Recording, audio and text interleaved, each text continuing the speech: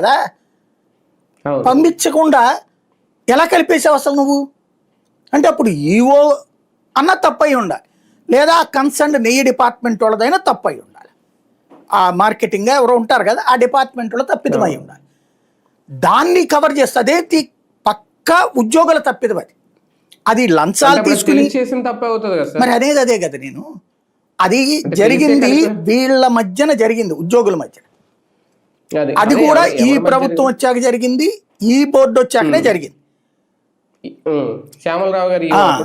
Right. ఇక్కడ ఈ విషయాన్ని ఆ ఆస్పెక్ట్ లో చర్చ చేయడం కాకుండా దీంట్లోకి రాజకీయాన్ని చొప్పించే ప్రయత్నం చేశారు. రాజకీయాన్ని ఎలా చొప్పించారు? ఎంతకు ముందు లడ్డూలో కల్తీ కలిసిపోయింది అన్నది వీళ్ళ ఆరోపణ. ఎవరు చెప్పారు అప్పుడు? ఇప్పుడు నువ్వు సేకరించిన దాన్ని ఎన్డీడీబీకి పంపిస్తే నీకు రిపోర్ట్ వచ్చింది, అందులో పందికో ఉంది, ఆవుకో ఉంది, లేకపోతే అదేదో ఉంది అన్నారన్నటువంటిది నువ్వు చెబుతున్నావు.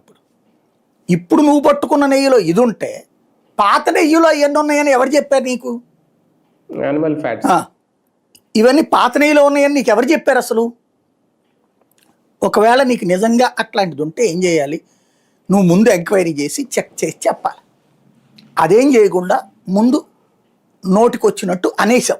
ఒక దేవుడి విషయంలో మాట్లాడేటప్పుడు చాలా జాగ్రత్త